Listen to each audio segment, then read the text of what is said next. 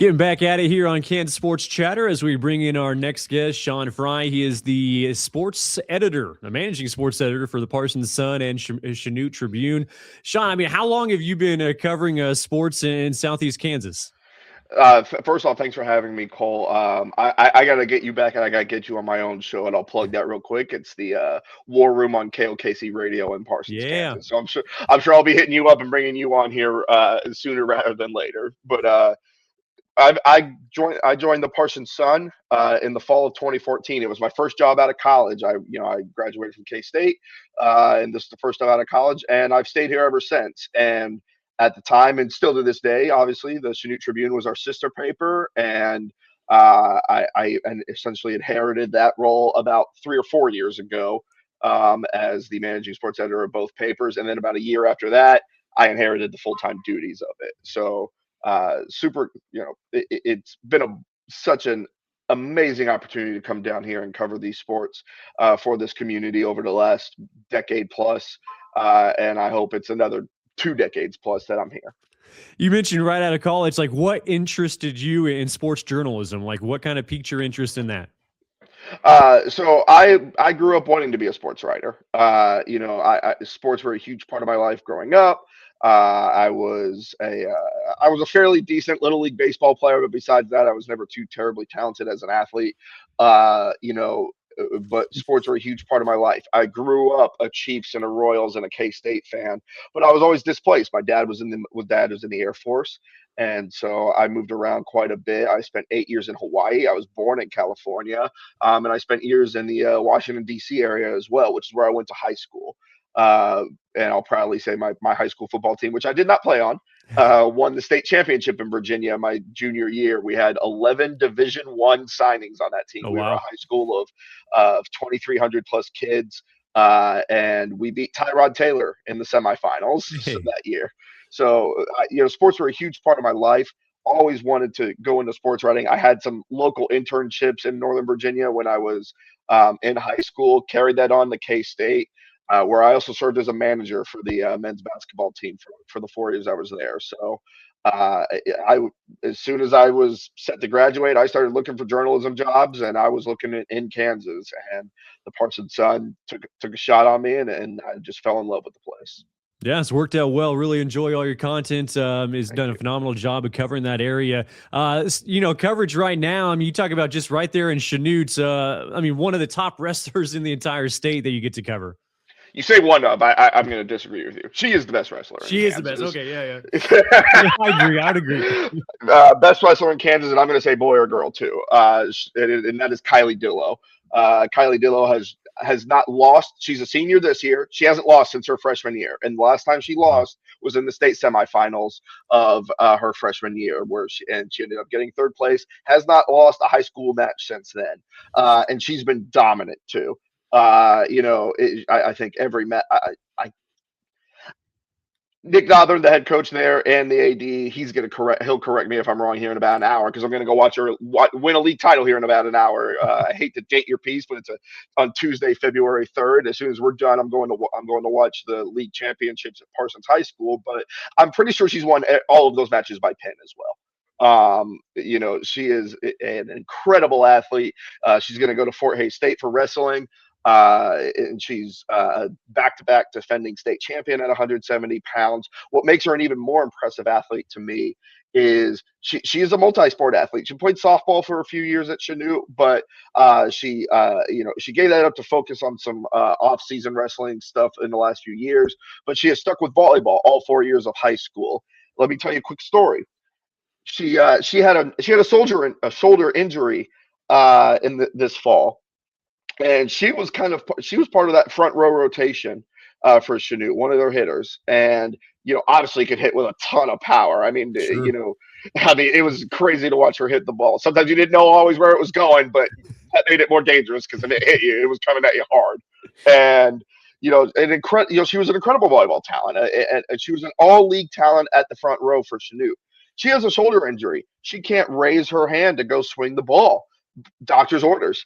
So she turns into The libero for Chanute this year. Wow. And Chanute wins the league title, was the #1 seed in 4A East, only lost 2 matches all year. They ended up losing to Bishop Miege in the sub-state tournament. That was one of their 2 losses all year.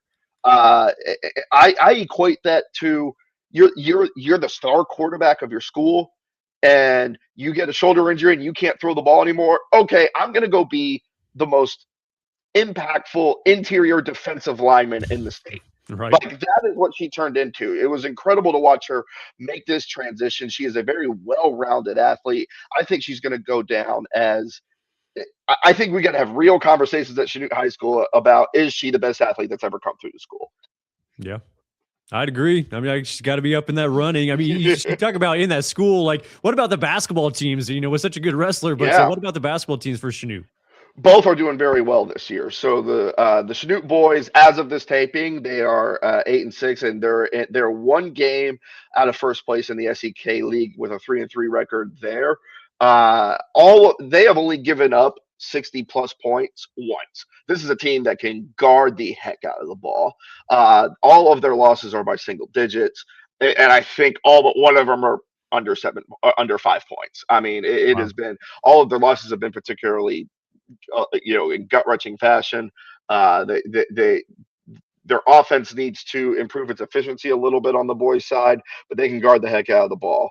And speaking on the SEK league as a whole, just real quick, there's a 3-way tie for first place right now, halfway through the round robin. In a 7-team league, you've got 3 tied for first place, 3 tied for second place at 3-3. Jeez. So it is going to be quite the show down the stretch. On the girls' side, they are much improved this year. Pulling up the standings real quick on the girls' side, the Chanute Blue Comets is a team that hasn't won more than 4 games in a year the past few years. Their coach, Justin Fox, he's been there a long time, has achieved a lot. They're sitting at 9-5 this year. The 4A East on the girls' side is just crazy competitive. Yeah. You've got 2, 4, 6, 8, 10, 12 teams on the east side at 500. 11 teams with a winning record, and then Atchison sitting there as the 12th team with 8-8. So it has just Yeah. been a real fight for them. The Chanute boys, they have, I would say their big 3 is Daniel Stanley in the post, and then you've got Warwick Olson and Kobe Patterson at your guards. Can't forget about Lawrence Cheney either. They really have a big 4. They're all very well-rounded athletes, and they can look really good when they're playing. On the girls' side, they're very young this year. Sarah Nair is a junior. She's a very capable guard, but probably the best freshman in the league is Kate Unair, a freshman point guard. She will play 90 feet all 32 minutes of the game. She will press you the entire game. She's a very efficient facilitator of the ball. Been an impressive watch this year. So Chanute doing very good in basketball.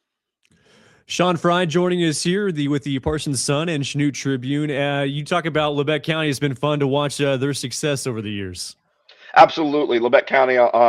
Real quick, I want to mention Aaron Wyrick. He is a wrestler for the Lebec County, on the Lebec County boys side. He just notched his 100th career win, and he's a junior. He's also the quarterback of the Lebec County Grizzlies that made it to the state semifinals. He was the quarterback he was the quarterback on the best team in Lebec County football history. So I mean, there's nothing that will ever be taken away from that kid. He's very, he's a grinded out mentality type kid. Not very loud, not very boisterous. I barely know what his voice sounds like, and but he's become such a presence at that school. In basketball, the girls are struggling this year. The girls historically are one of the best programs in the state, year in and year out. They're having a bit of a down year this year, but that's being made up on the boys' side, where right now they are sitting at 9-5. They are one of those teams tied for first place in the SEK league right now. At one point they got ranked. I haven't checked the rankings this week, so I don't know if they're still ranked right now, but they're sitting at 9-5 overall. Very solid team. Both the football and the basketball team are head coached by Bradley Argerbright, and he's also the boys track coach.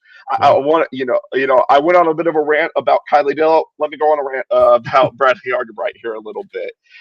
So going back to last spring, the spring of 2025, he's the boys coach for the Lebec County track and field team. He takes them to a top 7 or a top 6 finish at the state track meet. Had a couple league champions, had a couple regional champions, and a couple meets. Is 7th the biggest headline? No, but the big headline for that was the best team finish in school history for Labette County. And I would imagine they're going to do a little better this year. The big one was Jamal Jackson. He won the 100-meter dash state title. Nice. In the summer, Labette County fires its head coach for football. So they need a new head coach. And Bradley Argerby, who'd been a longtime coordinator on that staff, gets elevated. So he takes over head coaching duties. He proceeds to guide Labette County to the state semifinals in Class 4A, the best season in school history, the first time they've ever reached that round in their entire existence. And then he goes straight into basketball. He was running. He didn't hand off basketball to his assistants while he was coaching that football team deep in the state. He was running basketball practices at 6 a.m. and then going to work and then running and doing his scouts for football. Jumped straight into basketball season.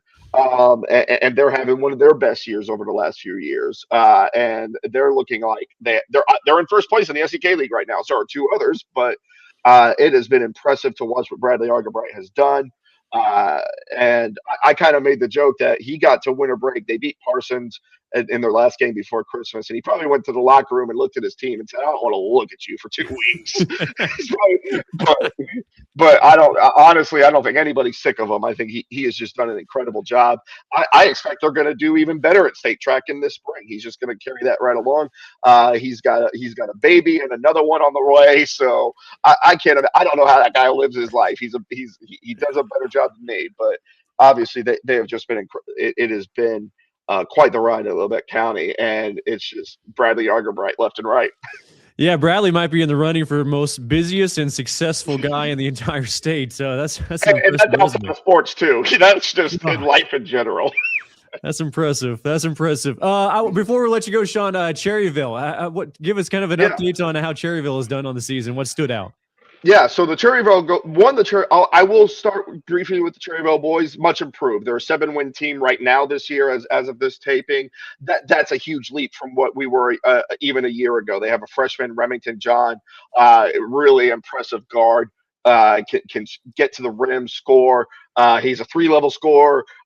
He does not look like a freshman out there. The Cherryville team on the boys' side much improved. But I do want to focus on the Cherryville girls. Harmony John, Remington's older sister, is the point guard for that team. It's really a John legacy there at Cherryville. Harmony John, they are the defending Tri-Valley League champions. They won the Tri-Valley League title last year for the first time. It's the first time in school history that girls basketball has ever won a league title, and they won it last year. They started their title defense last week. So 2 weeks ago from when this show might come out, but they started their title defense with a win over Neodesha at home, and they went and blew out Blue Stem. They were off until Friday of the week that we're recording this, where they'll play for Donia. They'll be the favorites in that game, and then they'll come back Monday and play Parsons. Not a league game. That's a game that was snowed out. But their head coach by Kelsey Overacker, who's in her 7th, 8th year, something like that. She's never won less than 13 games there, and she inherited a team that hadn't won more than 8 in like 3 or 4 years. So she has turned that program into one of the more consistent contenders in that area for a while. She has a state tournament berth in her track record there. I think she has 5 or 6 sub-state championship berths. Has at least won one postseason game every year that they've been there. Harmony John, obviously the motor that drives the Cherryville girls with her scoring output. They also have Macy Rada. They've got Mia Smith, who's a very capable guard. They're deep. They like to press. They play fast. And what's interesting about this year, she has a quote unquote new assistant. It's Rodney Vigil. That was Kelsey's high school basketball coach at Cherryville High School. So nice. The old girls coach is now Kelsey's assistant, and she told me something interesting the other day. She goes, "Rodney runs my subs." And I'm like, "So you don't tell him who to put in?" And she goes, "No, I'll play with whatever characters are out there." So she is always so locked into the game, and it's just Rodney kind of running the rotation. So a very fun staff, a very fun team, and it's going to be between the Neodesha one of the big three teams in that league, with Cherryville beating the Odyssey to start league play.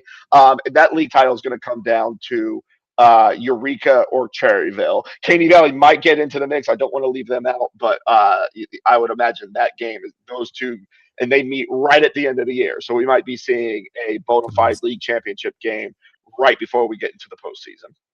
Hey, Sean, appreciate the time. Keep up the good work. If anyone needs to see your work and see coverage of those area teams, where do they need to go?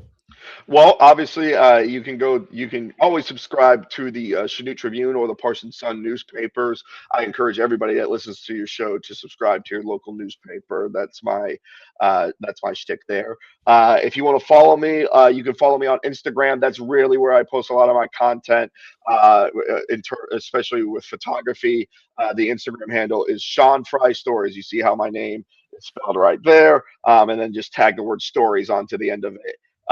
And that is my Instagram handle. That's where I am the most interactive. You can also find me on Facebook too. You can find, I think if you search Sean Fry, you'll see my Facebook page. So that would be where I go. But start with subscribing to your local newspaper. There you go. Sean Frye, the managing sports editor for the Parsons Sun and Chanute Tribune.